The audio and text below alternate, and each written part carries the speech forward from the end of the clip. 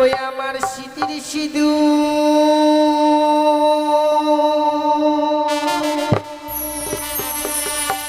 কে বা কে রে নিল রে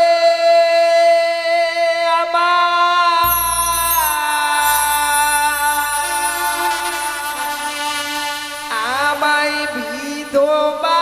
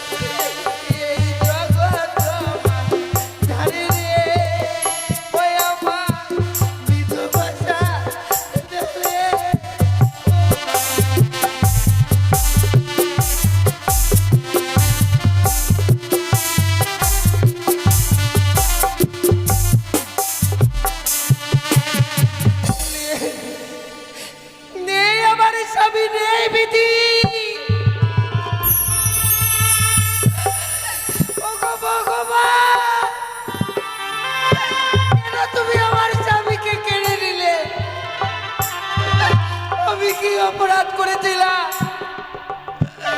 আমি কি অপরাধ করেছিলাম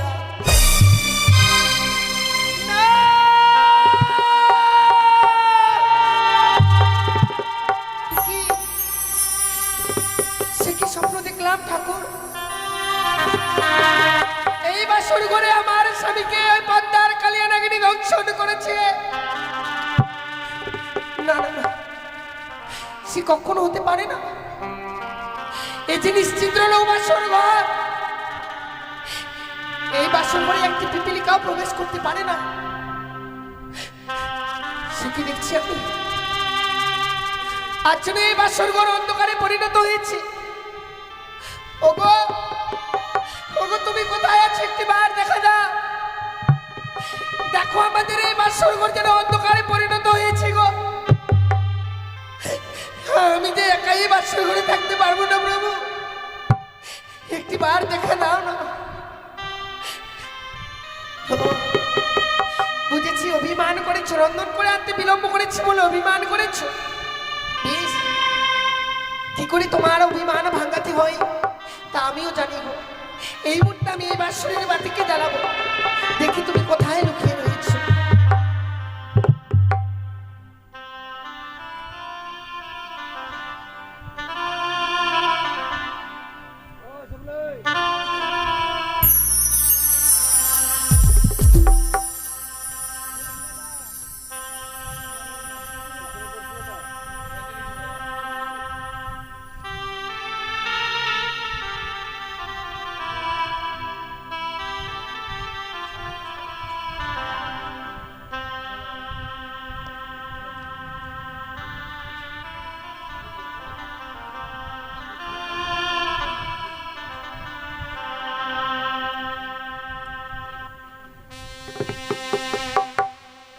ওরে নিভিল বাসরের বাতি,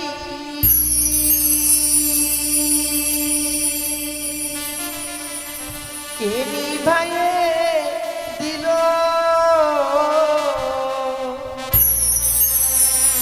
ওরে মানিক রতন বাতি আমার কে হরিয়ারে নিল বাতি জ্বলিয়া জ্বলিছে গো।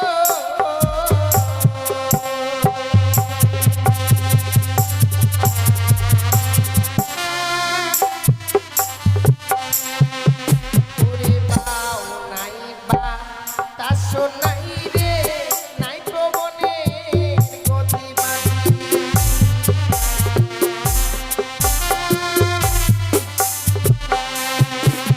ওরে কেমনে নিভিয়া গেল মানিক রতন বাতি বাতি।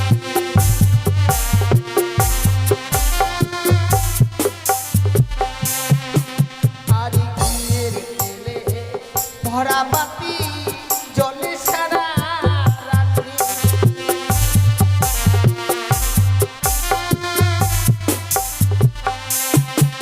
ওরে কেমনে নিভিয়া গেল মানিক রতন বাতি বাতি।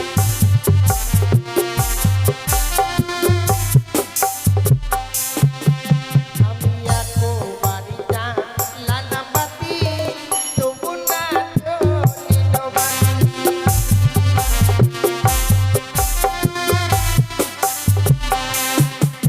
ওরে তুইও বাড়িটা লালাম বাতি, তবু না জ্বলিল বাতি।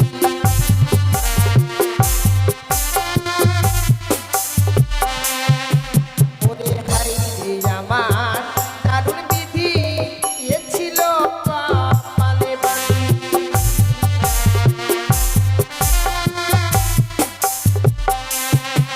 ওরে বামন মশার নামে বাতি জ্বলিয়াই উঠিল বাতি।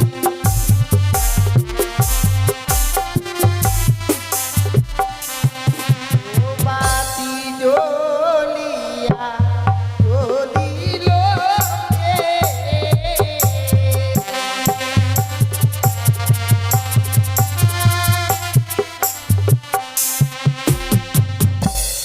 সে কি গো? সে কি দেখছি আমি?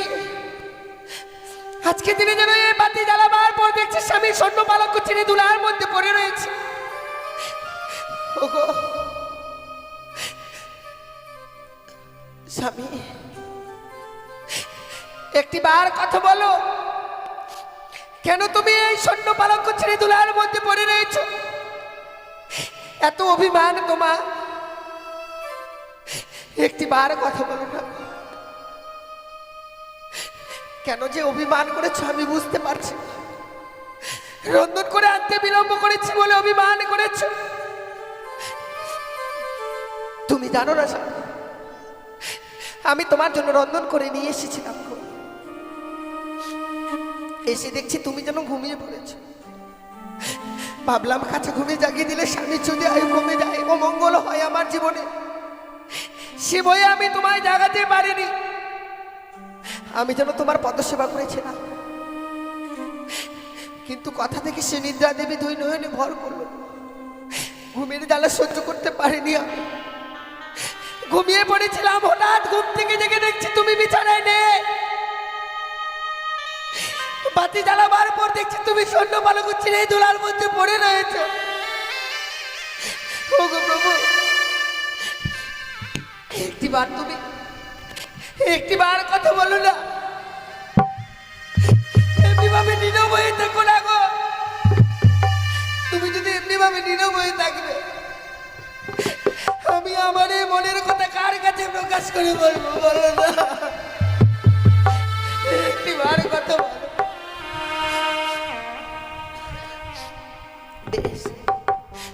তুমি যখন আমায় ক্ষমা করে দিতে পারবেই না, তোমার দুটি পা ধরলে নিশ্চয়ই তুমি আমায় ক্ষমা করে দেবে। বেশ, আমি তাই করব।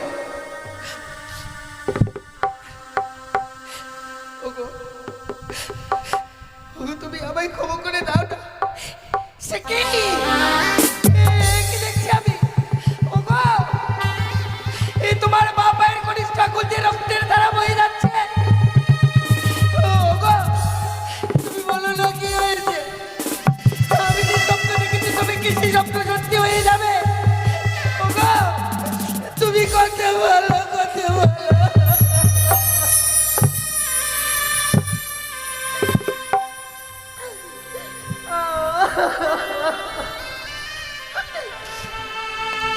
একটি বাড়ির জন্য কথা বলো। তুমি তুমি আমায় ছেড়ে যেতে পারো না। তুমি আমায়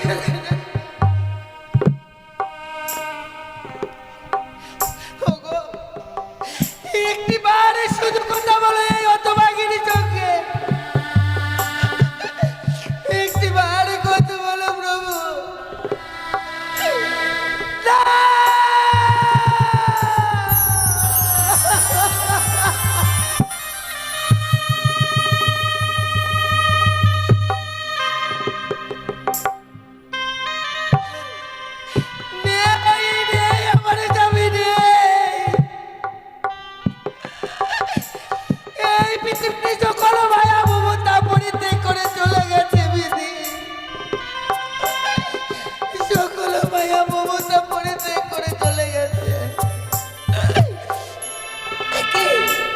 ওই তো যেন রাগিনী পালিয়ে যায় না।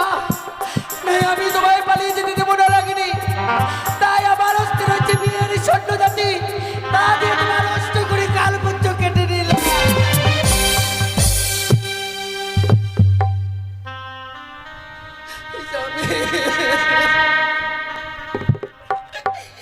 ওগো, একটি বারে কথা বললে না তুমি? তোমাকে যখন ওই সর্পে দংশন করেছিল আমায় রাখতে পারোনি, কেন তুমি আমায় না করে? আমি কার এত বড় ক্ষতি করেছিলাম ঠাকুর, যে এবার শুরু করে আমার স্বামীকে আমার কাছ থেকে কেড়ে নিল? কার এত বড় ক্ষতি করেছিলাম যে আমার এই শিবর্তির সিঁদুর মুছে দিল?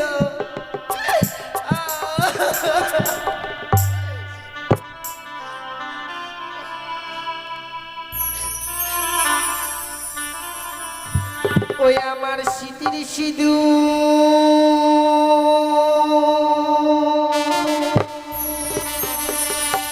কে বা কেড়ে নিল রে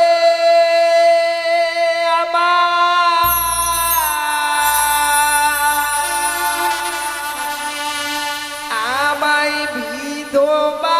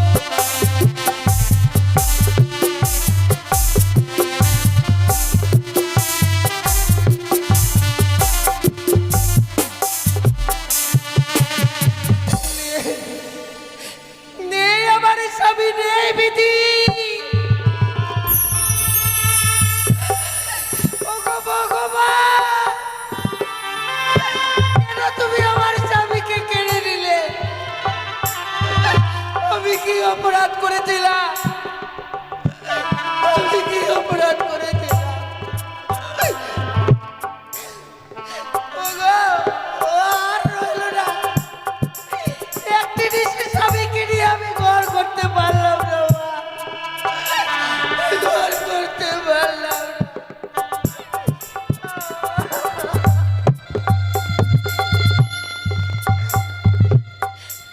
নেই, নেই আমার এই বিপদের দিনে কেউ নেই দেখো। মা! বাবা!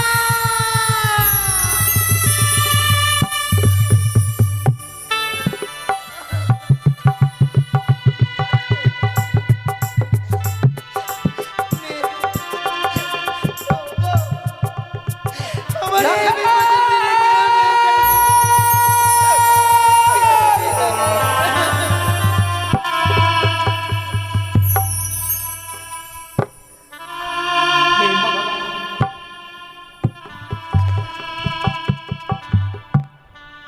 আজ আমি এমন কি স্বপ্ন দেখলাম?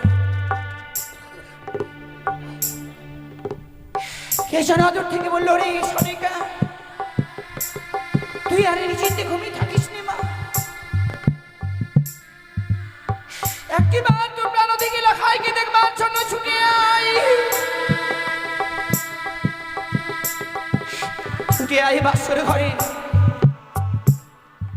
ওই বাসর ঘরে ছাড়াপত্তার কালে ভোজনে প্রবেশ করে আমার লখাইকে দংশন করেছে।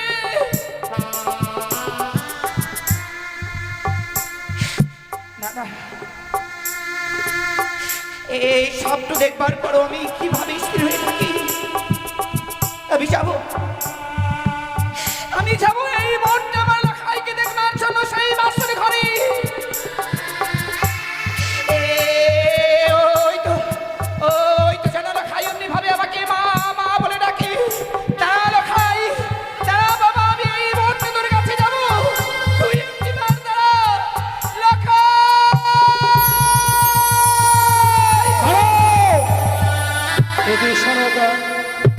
এখনো তো নিশি প্রমাদ হয়নি। লখাই বলতে বলতে অমন করে তুমি শয়ন মন্দির পরিত্যাগ করে কোথায় যাচ্ছ সনকা? ওগো স্বামী, আজ আমি আমরা স্বপ্ন দেখলাম গো। স্বপ্ন? হ্যাঁ গো স্বামী, তুমি নিশিযোগে স্বপ্ন দেখে এই স্বপ্ন দেখবার পর আর আমি স্থির হয়ে থাকতে পারলাম না। কি বলছো? ওগো জানো, কে যেন অদূর থেকে বললো, রে সোনিকা, তুই আর নিশ্চিন্তে ঘুমিয়ে থাকিস রে। একটিবারের জন্য তো প্রাণ থেকে লখাইকে দেখবার জন্য ছুটে আই। ছুটে আই বাসর ঘরে। ওই বাসর ঘরে ছাড়াপত্তার কালে ভোজনে প্রবেশ করে আমার লখাইকে দংশন করে। তুমি কি এর মধ্যেই ভুলে গেলে সনকা? স্বয়ং দেব শিল্পী বিশ্বকর্মাকে আয়োজন করে লৌহ বাসর ঘর নির্মাণ করেছে। সেই বাসর ঘরে সর্প প্রবেশ তো দূরের কথা, সূত্র প্রবেশের চিত্র পর্যন্ত নেই। আর তুমি বলছো না কি সেই বাসর ঘরে সর্প প্রবেশ করে লক্ষ্মীন্দরকে দংশন করেছে? এ তোমার স্বপ্নের কথা।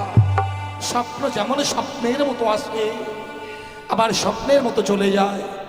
স্বপ্ন বাস্তবে কোনোদিন সত্য হয় না। তোমার স্বপ্ন সত্য হবে না সনকা। তাই চলো এই মুহূর্তে আমরা শয়ন মন্দিরে বিশ্রাম করি। না স্বামী, দোহাই গো তোমার, যে আমি 6 সন্তানকে হারাবার যে বেদনা পেয়েছি, আমি সব বেদনা যেন ভুলে গেছি আমার প্রাণ থেকে লখাই। আজকের এই দিনে এই স্বপ্ন দেখবার পরেই কোন মা স্থির হয়ে থাকবে বলো না? ওগো তোমার পায়ে ধরে বলি, একটিবারের জন্য তুমি আমার লখাইয়ের কাছে নিয়ে যাও। সনকা, আমি বুঝতে পেরেছি যে লক্ষ্মীন্দরকে আমরা এক মুহূর্ত চোখের আড়াল হতে দিই না। সারাটি নিশিগত হয়ে যাচ্ছে, তুমি সেই লক্ষ্মীন্দরে দেখা পাও না। তাই তো লক্ষ্মীন্দরকে দেখবার জন্য তোমার মন বড় বিচলিত। মায়ের মন তো সন্তান হারাবার ব্যথা সব মায়েরা জানে না। যে মায়েরা নিজের সন্তানকে হারিয়েছে সেই মায়েরাই শুধু সন্তান হারাবার ব্যথাটুকু জানে। 6 সন্তান হারিয়ে লক্ষ্মীন্দরকে পেয়েছিলাম, তাই লক্ষ্মীন্দরকে হারাবার বড় ভয়। কিন্তু জানো সনকা, লক্ষ্মীনারায়ণ বৌমাকে আমি যখন বাসর করে রেখে আসি, আমি বৌমাকে বলেছিলাম, বৌমা তোমাদের কাল নিশি, এই বিবাহ নিশি কাল নিশি তোমরা কেউ ঘুমাবে না। আর নিশি প্রমাদ হলেই আমি সারণ বলাই করে ওই বাসর ঘর থেকে লক্ষ্মীন্দরের বৌমাকে আমি আমার রাজপ্রাসাদে নিয়ে আসবো। এখন তো আমরা সেই স্থানে যেতে পারবো না সনকা।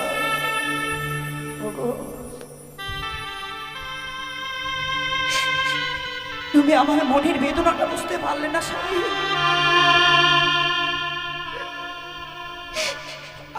আমি জানি গো,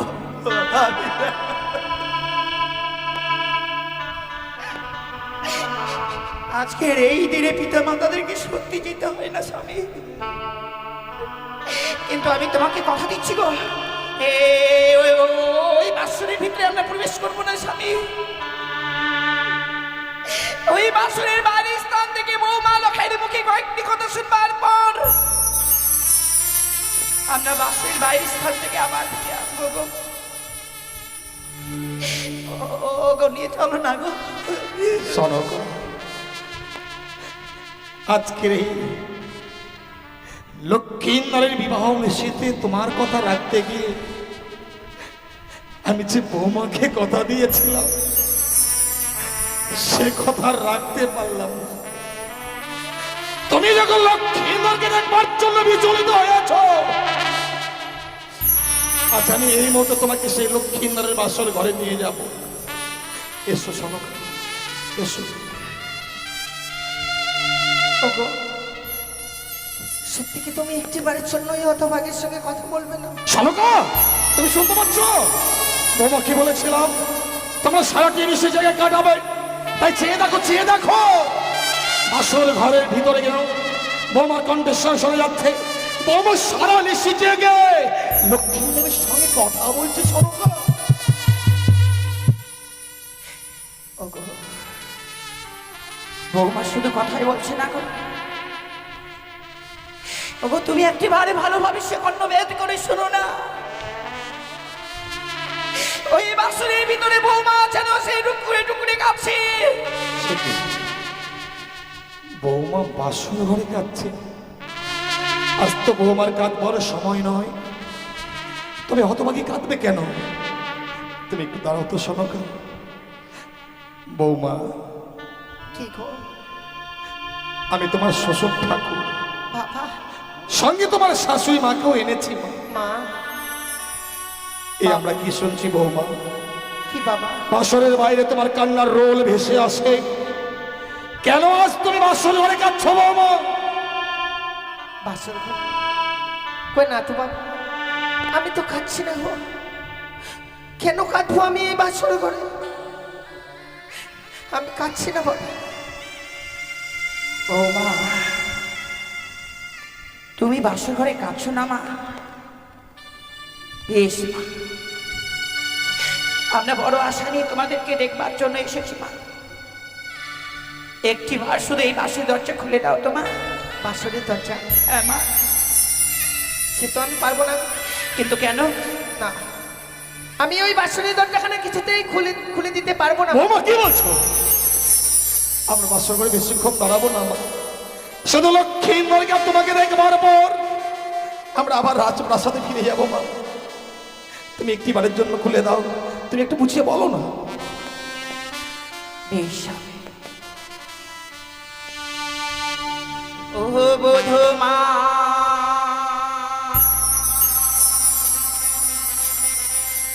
কাপানি খোলো,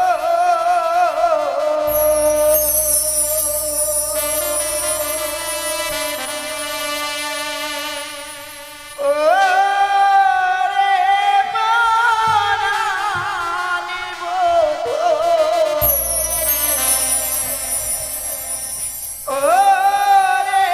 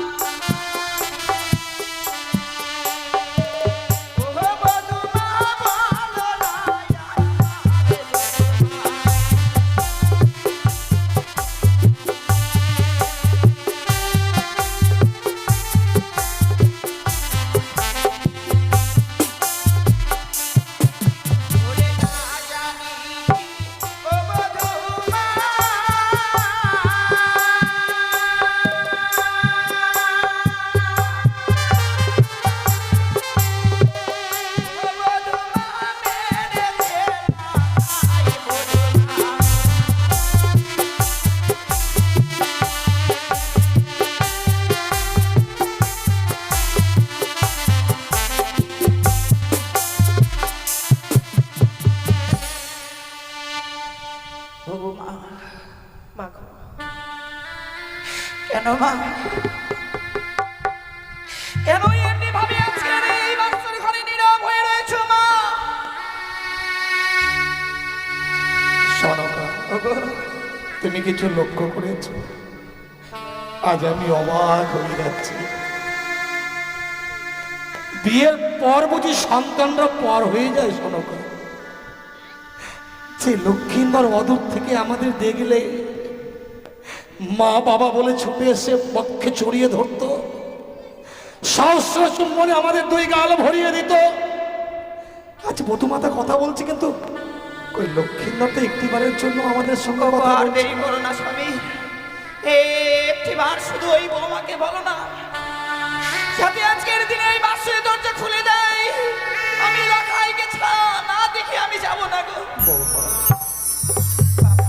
আমি জীবনে কারো কাছে কোনোদিন হাত পেতে কিছু চাইনি মা। আজ তোমার কাছে চাইছি, তুমি দরজাখানা একটিবার খুলে দাও। সে কি বলছেন বাবা?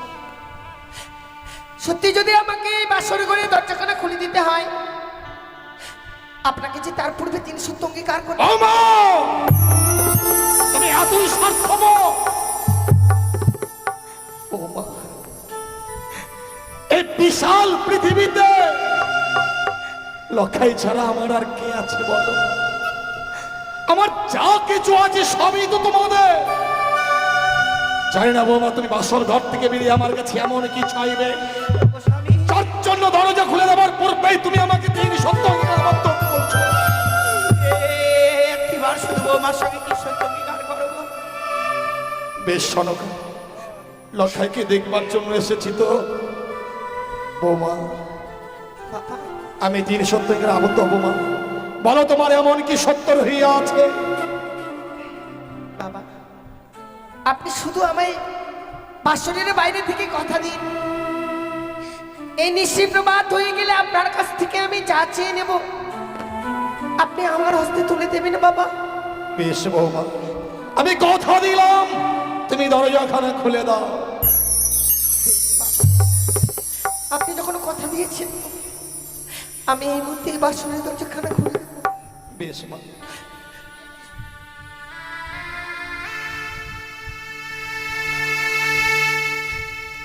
খুলে দিলাম মা, খুলে দিলাম আমি এই বাসনের দরজাখানা। বৌমা, ও মা, আজকের দিনে কাঁদতে আছো হতভাগী। তুমি কি জানো না বৌমা, নারীর চোখের জলে স্বামীদের অকল্যাণ নেমে আসে। তোমার চোখের জলে যে আমার পুত্র লক্ষ্মীন্দরের অকল্যাণ নেমে আসবে। কেঁদো না বৌমা, আজকের এই খুশির দিনে আর কেঁদো না।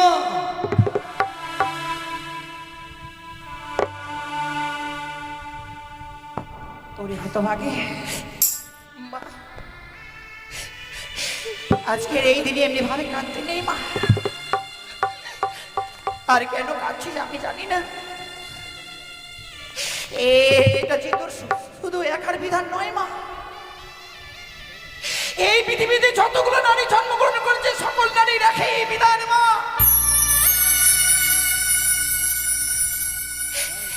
দুষ্টু মিষ্টি স্বামী হয় বজ্র তব ঘর, দয়ালু দিন ভাই তব হয়ে যায় পর। সকল নারীকে পরের হাত ধরে পরের ঘরে আসতে হয়েছে মা। বাবা মাকে পর করে এসেছিস বলে এমনি ভাবে কাঁদছিস মা।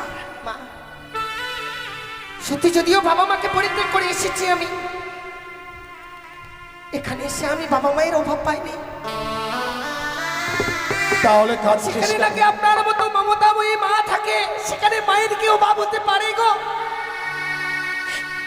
কিন্তু কাঁদছি কেন জানেন বাবা? কেন বৌমা? 4 হাত ধরে মাতা পিতাকে পরিত্যাগ করে আসলাম। সে মানুষটার আশায় ভরসায় আমি এসেছি।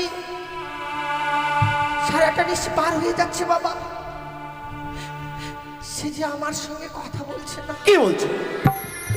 লখাই তোমার সঙ্গে কথা বলছে না? না, কেন বৌমা, তবে কি লখাই অভিমান করেছে যার জন্য তোমার সঙ্গে কথা বলছে না? শোনো গো, তুমি লখাইকে ডাকো। আজ লখাইকে আমি এমন শিক্ষা দেব যাতে ভবিষ্যতে কোনোদিন আর বৌমার সঙ্গে সে অভিমান করতে না পারে। ডাকো। লখাইকে ডাকো। ডাকো গো স্বামী, কেউ না জানলে তুমি তো জানো, ছোট থেকে কঠিন অভিমানী সন্তান আমার। আমাদের এত বড় রাত বাসা থাকতে ওই রাত বাসাতে নিয়ে যায়নি বলে লখাই শেষে বৌমার উপর অভিমান করেছে গো। আমার লখাই সবার উপর অভিমান করে থাকতে পারে, আমার সঙ্গে নয় গো। লখাই, ডাকো, লখাইকে ডাকো। লখাই,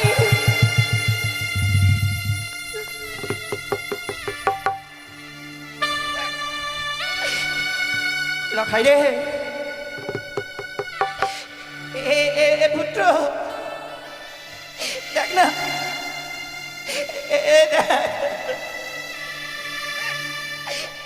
ওরে তোর হয়তো বাগি মার এসেছে।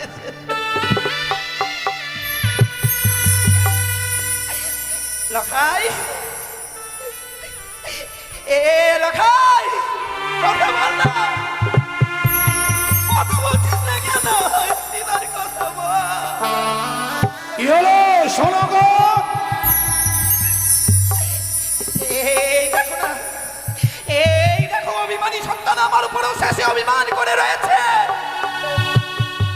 তুমিও লক্ষ্মীন্দরের অভিমান ভাঙাতে পারলে না। জানি শোনো গো, জানি লক্ষ্মীন্দর আমার উপর অভিমান করেছে। আমি লক্ষ্মীন্দরকে ডাকলেই নিশ্চয়ই লক্ষ্মীন্দর সারা দেবে। লখাই, এই লখাই,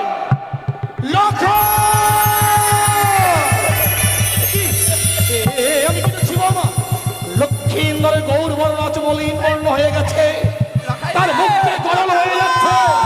কেন বাবা, কেন লক্ষ্মীন্দর আজ অমন করে অচৈতন্য হয়ে পড়ে আছে? মা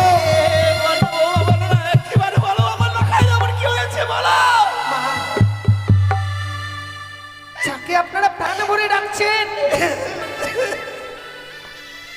কিন্তু সে যে আর আপনাদের সাড়া দেবে না। কিন্তু কেন মা? কথা বলবে না কেন? কি হয়েছে বৌমা? কি করে সাড়া দিবে? কি করে সাড়া দিবে সে?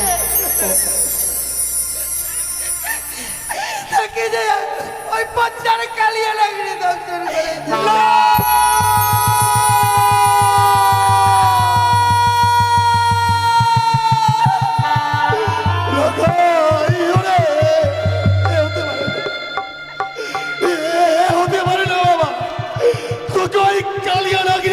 করতে পারে না, আমি কথা বললাম একবার, শুধু একবার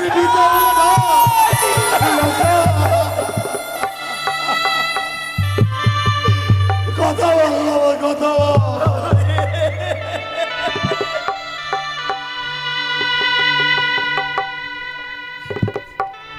কথা বললো খাই ওরে তোর মায়ের সাথে যাবে, কথা বল বাবা। আর কথা বলবে না গো স্বামী,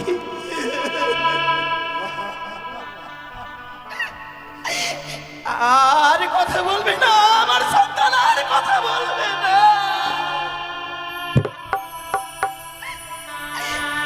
ওগো ভগবান,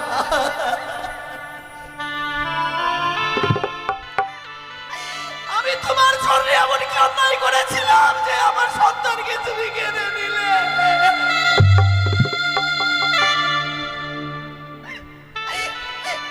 ওগো স্বামী,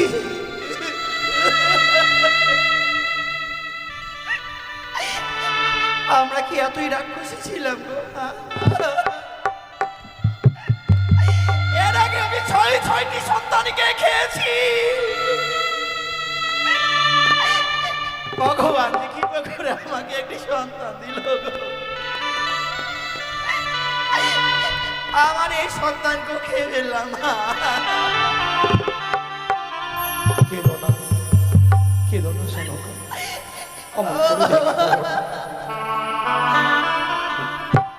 শতবার ডাকে লখাই আর তোমার ডাকে সারা দেবে না। তার কান্দটা এমন বধির হয়ে গেছে, তোমার কণ্ঠেশ্বর তার কর্ণকুমারে আর পৌঁছবে না। ওকে ঘুমোতে দাও। লখাই রে,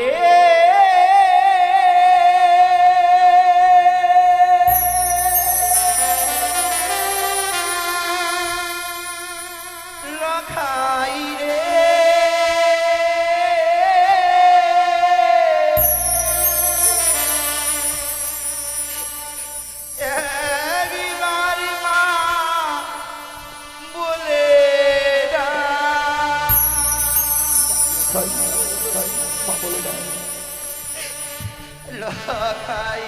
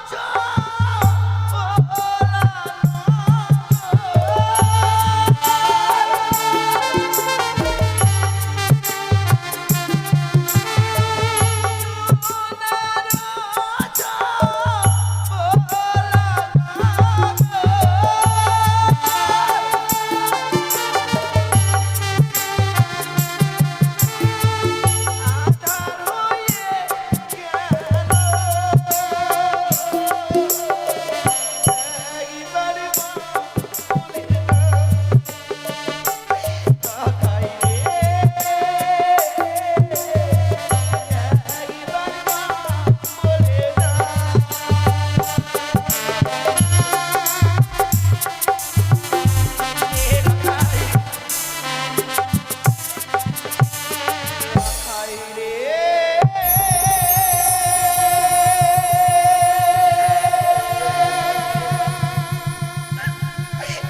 লখাই রে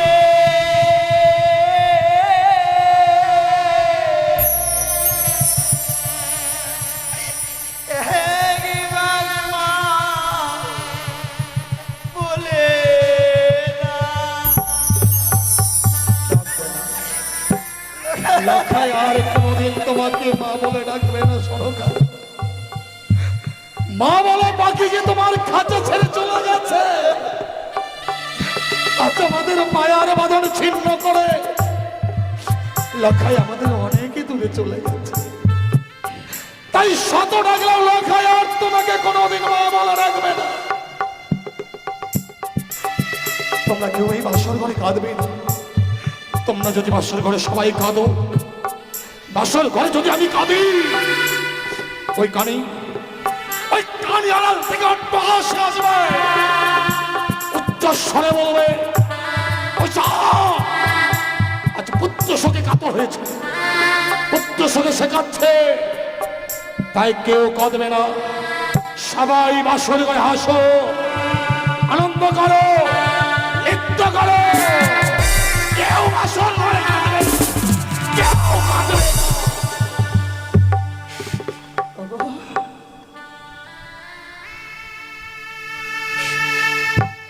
আমরা কাঁদবো না,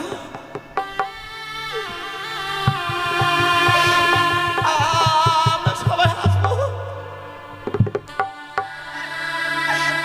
ওগো, তুমি কিভাবে হাসবো তুমি আমাকে শিখিয়ে দাও তো। হাসবার বদলে নাই সন্তান মরেছে, আমি একটু নাচবো। কিভাবে নাচবো তুমি আমাকে শিখিয়ে দাও না গো।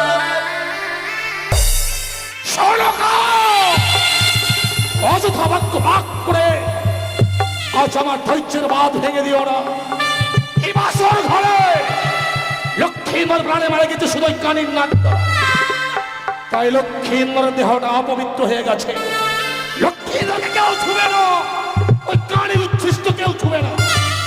আমি চাই এই মুহূর্তেই তুমি বাসর ঘর থেকে বেরিয়ে যাও। আমি বাসর থেকে বের হয়ে যাব,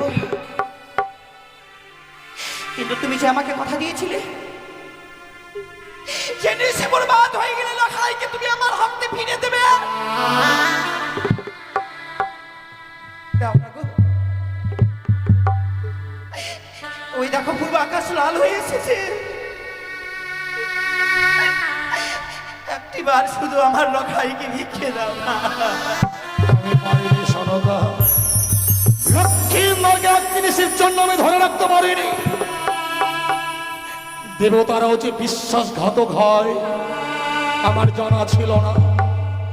স্বয়ংদেব শিল্পী বিশ্বকর্মার বিশ্বাসঘাতকতায় আজ আমি আমার পদ্ম লক্ষ্মীন্দরকে হারিয়েছি।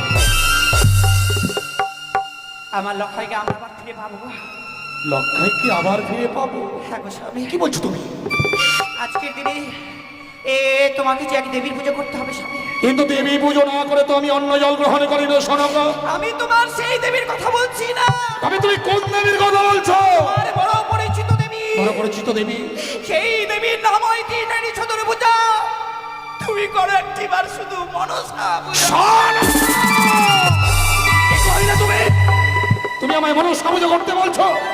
তুমি যদি আমার স্ত্রী না হতে এই মুহূর্তে তোমার জিহ্বা কেটে আমি কুকুর বিড়ালকে ভক্ষণ করাতাম। বেরিয়ে যাও, বেরিয়ে যাও বাসর ঘর থেকে। ওগো স্বামী,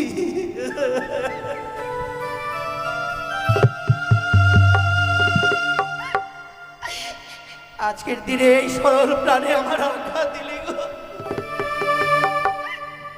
আমি কখনো ভাবিনি যে লখাই মরে গেছে। তুমি আমাকে মারবে। আমি তোমার কোনো কথা শুনতে চাই না, শুধু জানতে চাই এই বাসর ঘর থেকে তুমি বেরিয়ে যাবে কিনা। আমার লখাইকে ছাড়া আমি যেতে পারবো না। তুমি বাসর ঘর থেকে যাবে না? আমি বললাম তুমি বাসর ঘর থেকে যাবে না? তাহলে তুমিও শুনে রাখো, এই মুহূর্তে যদি বাসর ঘর থেকে বেরিয়ে না যাও, পিতা শৈলেশ্বরের নামে দিব্যি দিলাম, আগামী দিনে তুমি আমার মরা মুখ দেখবে।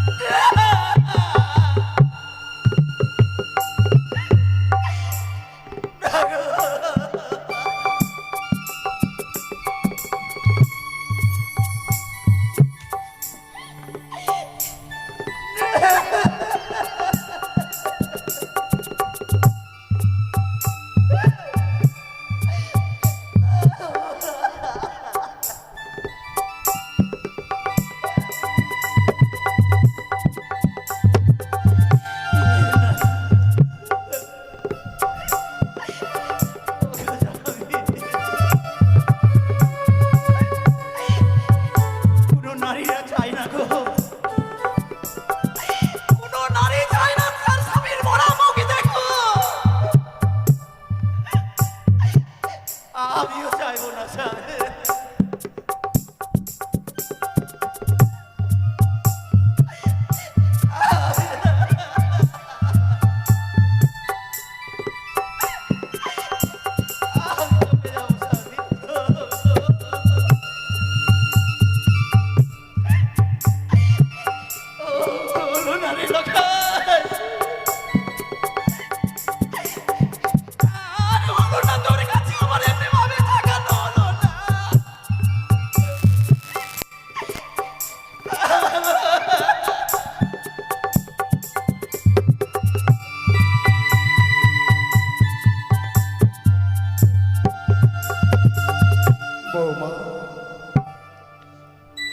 তোমার শাশুড়ি মাকে বাসর ঘর থেকে তাড়িয়ে দিলাম, অথচ একটিবারের জন্য তোমার শাশুড়ি মাকে আমি নিষেধ করলাম না।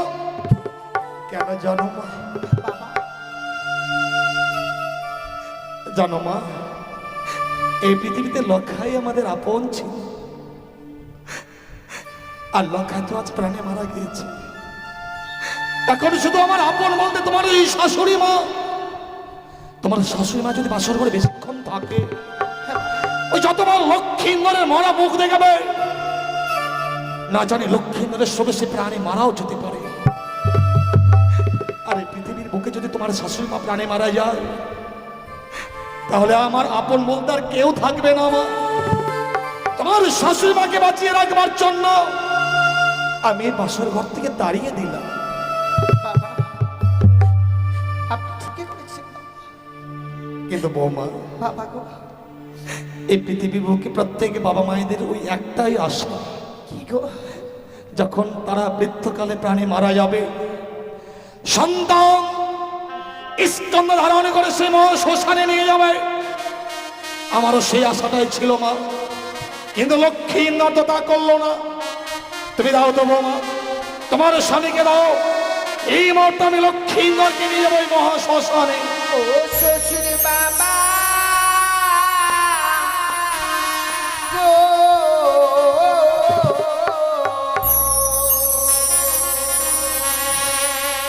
আমার স্বামীকে না পুরা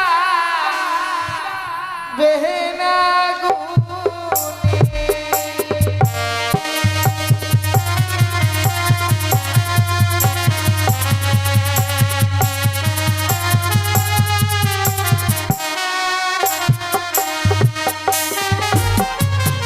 ওগো পুরালে পু দিবে দেহ বাবা, দূরে হবে কোথা।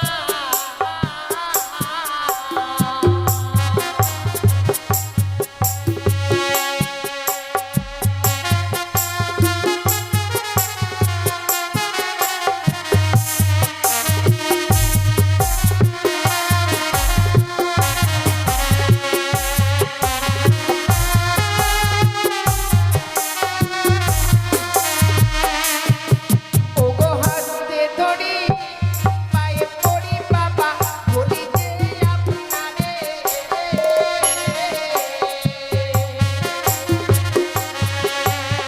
মৃত স্বামী। ওগো বাবা ভিক্ষে দিন না, বৌমা, কি হয়েছে? আমার স্বামীকে আমায় ভিক্ষে দিন।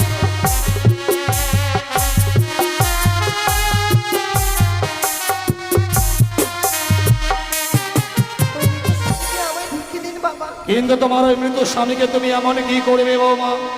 আমি কি করব জানেন বাবা? কি করবে? ওগো মৃত স্বামী পক্ষে লইয়ে বাবা শিব সাগরে। সে কি? ভাসিতে বাবা যাবে দেব। না, আমি তোমাকে সাগরে জলে ভাসিয়ে দেবো না। আমি তোমাকে ভাসিয়ে দিতে পারবো না বৌমা। আমায় যে সাগরের জলে ভেসে যেতেই হবে বাবা। কিন্তু এই মৃত মানুষটাকে নিয়ে সাগরের জলে ভেসে এমন কি হবে বৌমা? আমি দেবতা নগরে যাব। কিন্তু কেন? সে দেবতা নগরে গিয়ে প্রত্যেকটি দেবতার কাছে স্বামীর প্রাণ ভিক্ষে চাইবো আমি। আমি কি অপরাধ করেছিলাম বাবা, যে বাসর করে আমার স্বামীকে আমার কাছ থেকে কেড়ে নিল? আমাকে যেতেই হবে বাবা। একটিবারের জন্য আমার স্বামীকে আমার হস্তে তুলে দিন। এ তোমার মিথ্যে আশা বৌমা। মৃত স্বামীর প্রাণ ফিরিয়ে পাবার আশায় তুমি সাগরের জলে ভাসবে। তুমি কি বলতে পারো মা, এই পৃথিবীর বুকে কোনো নারী তার স্বামীর প্রাণ ফিরিয়ে পেয়েছে? হ্যাঁ বাবা, সতী সাবিত্রী, সে তো তার স্বামীর প্রাণ ফিরিয়ে পেয়েছে। সতী সাবিত্রীর কথা আমার অজানা নয় বৌমা। সতী সাবিত্রী আপন সতীত্ব গুণে পাইতে সম্মান, যমঠাই ফিরিয়া পাইল সত্যবান। যমরাজকে বাদযুদ্ধে পরাজিত করেছিল, তাই সে সত্যবানকে ফিরিয়ে পেয়েছিল মা। তুমি তো জানো বৌমা, জন্মিলে মরিতে হবে, অমর কেবা কথা কবে। হায় রে নির্চির স্থির কি হয়েছে কবে। এই পৃথিবীতে জন্ম যার হয়েছে তার মৃত্যু রয়েছে মা। তুমি তোমার স্বামীকে দাও, আমি তার সৎকার করি। না বাবা, আমার স্বামীকে আমি আপনার হস্তে তুলে দিতে পারবো না বাবা। এটুকু অধিকার থেকে আমায় বঞ্চিত করবেন না। কিন্তু বৌমা, তুমি যদি সাগরের জলে ভেসে চলে যাও, বাবা লক্ষ্মীন্দর তো আমাকে ছেড়ে চলে গেছে মা। কে আমাকে বাবা বলে ডেকে আমার তাপিত প্রাণকে শীতল করবে? তুমি বলতে পারো মা? প্রয়োজন বোধে তোমার জন্য একটা মন্দির নির্মাণ করব, সেই মন্দিরে তোমাকে প্রতিষ্ঠান করবো মা। সেই মন্দিরে থাকবে তুমি, সকাল সন্ধ্যা শুধু তুমি আমাকে বাবা বলে ডাকবে। না বাবা, সে আমার দ্বারা সম্ভব নয়, আমি থাকতে পারবো না বাবা। চুপ করো! তুমি স্বামীকে নিয়ে বাঁচবে, তুমি সতী, সতীর গৌরব করো না বৌমা। সতী নরের প্রতি মরে না, তুমি সতী নও, তুমি কলঙ্কিনী, তুমি রাক্ষসী, তুমি একজন মায়াবী। তাই যদি স্বামীকে নিয়ে ভাসতে চাও, এই মুহূর্তে তোমার এই অষ্ট অলঙ্কার গুলো আমার হাতে খুলে খুলে দাও। বাবা, এই অষ্টলঙ্কার খুলে দিলে কি আমি আমার স্বামীকে নিয়ে সাগরের জলে ভেসে যেতে পারবো? একদিকে তোমার মৃত্যু স্বামী, অপর থেকে তোমার এই অষ্ট অলঙ্কার। তুমি ভেবে নাও বৌমা, তুমি কোনটা বেছে নেবে। বেশ বাবা, বেশ।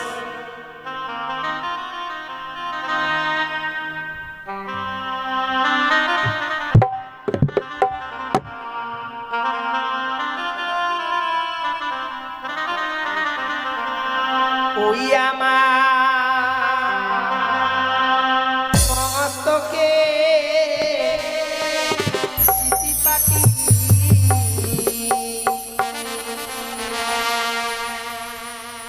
লহ শ্বশুরি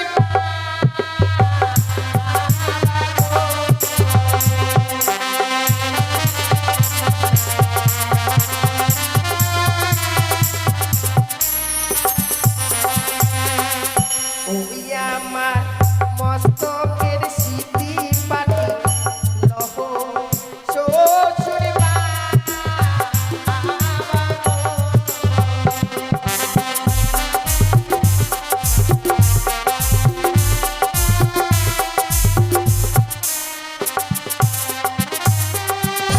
ওই ও কি বাবা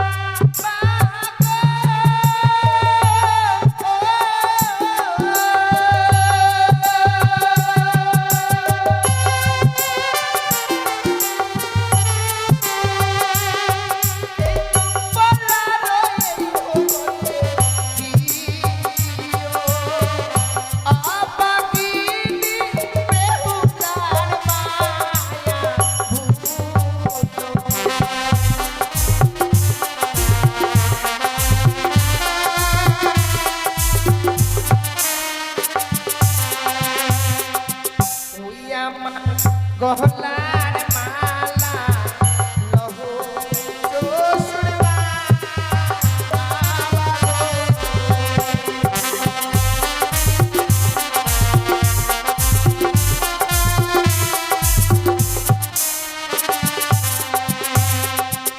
ওই ও কি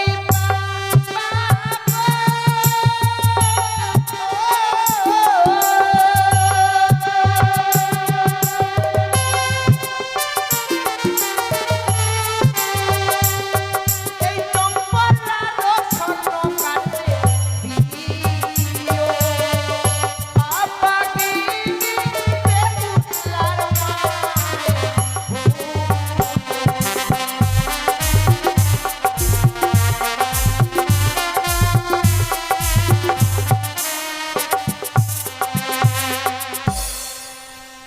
বাবা, আমি এক এক করে সমস্ত অলংকার খুলে দিয়েছি বাবা। অষ্ট অলঙ্কারগুলো চাইলাম বলে তুমি অষ্ট অলঙ্কারগুলো খুলে দিলে বৌমা।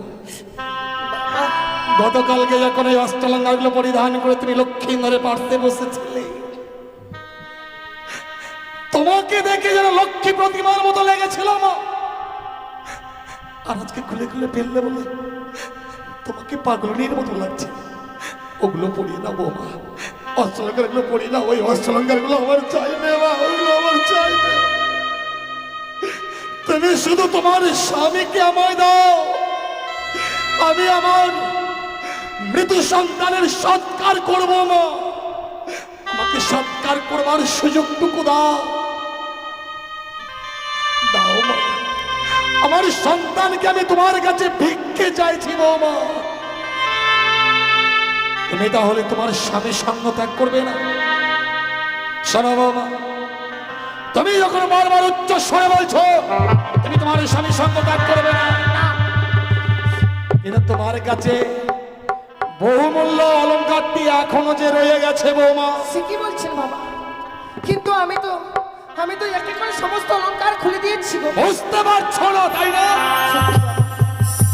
বৌমা?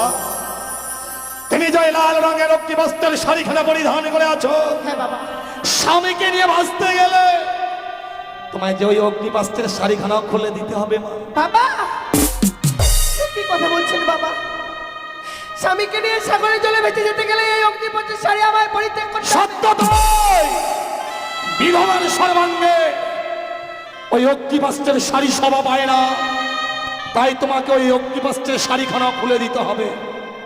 বেশ বাবা, বেশ। আপনি যখন চেয়ে নিয়েছেন আমি এই কথা দিলাম বাবা, স্বামীকে নিয়ে সাগরের জলে ভেসে যাবার পূর্বে এই অগ্নিপথের শাড়ি আমি আপনার হস্তে তুলে দেবো।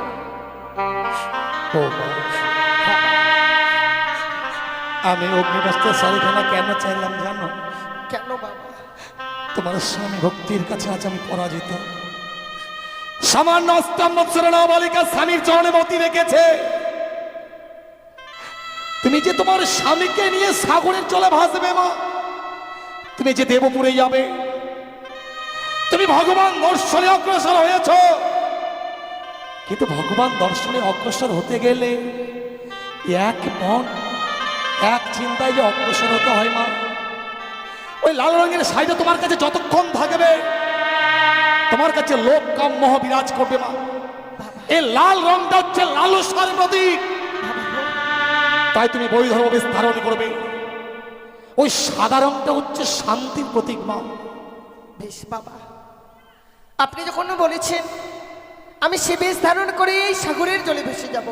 কিন্তু তুমি যে সাগরের জলে ভাসবে, তোমায় তো কিছু অবলম্বন না করলে তুমি সাগরের জলে ভাসতে পারবে না মা। আপনি ঠিকই বলেছেন বাবা, তাই আপনাকে পঞ্চম কদলী বৃক্ষের মান্দাজ আর সোনার মন্দুস তৈরি করে দিতে হবে। এ তোমার মিথ্যা আশা বৌমা। কদলের বৃক্ষের মান্দাজ আমি তোমায় দিতে পারবো না, প্রয়োজন মানে তুমি আমার কাছে অন্য কিছু চেয়ে নাও। না বাবা, আমার যে ওই কদলী বৃক্ষের মান্দাজ লাগবে। আমি তোমায় দিতে পারবো না। কিন্তু কেন বাবা? দক্ষিণ বাটনে বাণিজ্যের কারণে যাত্রা করেছিলাম মা, 14 ডিঙা ধরা রত্নের পরিপূর্ণ যখন ফিরে আসি, ভয়ঙ্কর কালীদহের চলে আমার 14 ডিঙা কালীদহের অতল তলে তলিয়ে যায়। সেই দিন বাঁচাও বাঁচাও বলতে কত চিৎকার করেছিলাম, এই কঠিন পৃথিবীর মানুষ কেউ আমাকে বাঁচাবার জন্য এগিয়ে আসেনি মা। ছোট্ট একটি কদলের বৃক্ষ সেই দিন আমার প্রাণকে রক্ষা করেছিল, তাই তোমার মৃত্যু স্বামী লক্ষ্মী মরেছে। কদলের বৃক্ষের মূল্য যে অনেক বেশি রয়েছে মা। আমিও কথা দিচ্ছি বাবা, আপনার কদলের বৃক্ষ যখন বড় মূল্যবান, আপনার ওই মূল্যবান কদলের বৃক্ষকে আমি মূল্যহীন হতে দেব না বাবা। আপনাকে যদি আমি ওই কদলের বৃক্ষের মূল্য এনে দিই, তুমি যদি কদলের বৃক্ষের মূল্য এনে দিতে পারো তবে আমি তোমাকে কদলের বৃক্ষের মান্দাজ তৈরি করে দেবো। কিন্তু আপনাকে যে আমায় কিছু সময় ভিক্ষে দিতে হবে। বেশ বৌমা, আমি কিছু সময় দিলাম, যত সময়ের মধ্যেই তুমি কদলের বৃক্ষের মূল্য আনবে